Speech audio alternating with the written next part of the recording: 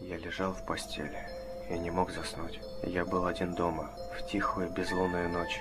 Я ворочался, пытался найти удобное положение, но все равно мне было неспокойно. Что-то сегодня ночью было не так. Я ворочался и ворочался, пока наконец не нашел удобное положение. Я закрыл глаза, но не почувствовал большой разницы. В комнате было и так слишком темно, чтобы увидеть хоть что-то. Я лежал тихо и неподвижно, тело расслабилось, и разум затуманился, и я наконец был готов к необходимому мне отдыху. А вдруг тишина была нарушена. Мои глаза широко открылись, а в голову сразу полезли страшные мысли. Почти без всяких сомнений, это был звук удара кулака по стеклу. Но нет, это не может быть. А зачем кому-то будить незнакомого человека у него дома? Подумай логически. Если кто-то хочет вломиться, то зачем ему стучать в окно? Они просто разбили бы окно, вломились в дом и наделали много шума. Либо пытались бы вести себя как можно тише. Зачем стучать? Монстров не существует. Я немного успокоил себя и мог бы просто посмотреть в окно, но я отвернулся в другую сторону. Я слишком напуган, чтобы повернуть голову, боясь увидеть свой самый большой страх за окном. И все же, что это может быть? Может быть, пара птиц ударились мне в окно? Это слишком неправдоподобно. Может, это какие-нибудь детишки гуляют ночью и стучат в окна, чтобы повеселиться. Это возможно. Давай еще подумаем. Может, это все мое воображение? Может быть, я услышал обычный скрип в доме, и моя паранойя превратила его в стук?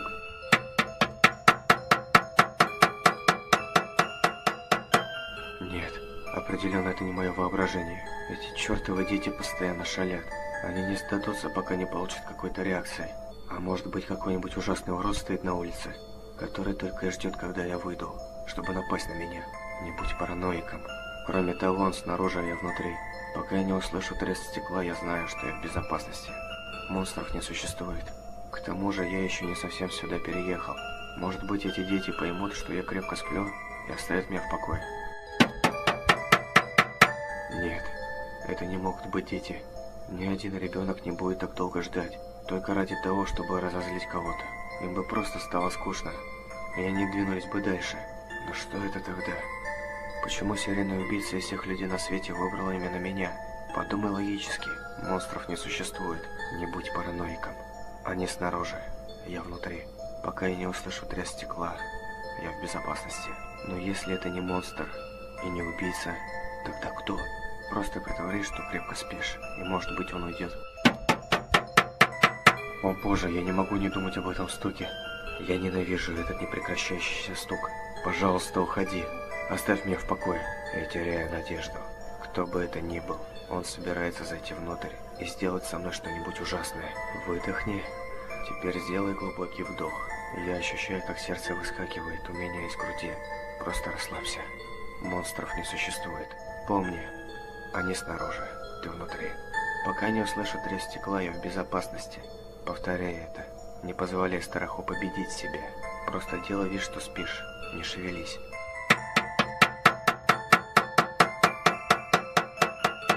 Помни, они снаружи, ты внутри.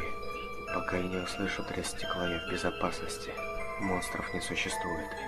Просто делай вид, что спишь. И молись, чтобы это закончилось. Пока не услышу треск стекла, я в безопасности. Слезы начинают стекать по моему лицу. Монстров не существует. Монстров не существует. Они снаружи, я внутри. Пока не услышу треск стекла, я в безопасности. Я больше не могу это выносить.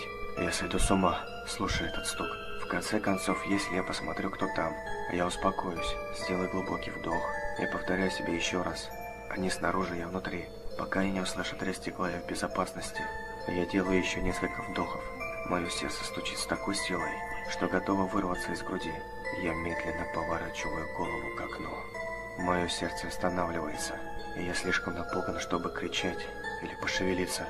Я повернулся к окну и увидел бледную фигуру со светящимися глазами, смотрящими сквозь меня, прямо мне в душу. Ужасная ухмылка расползается по его лицу. Все это время оно стояло внутри, стуча в мое окно.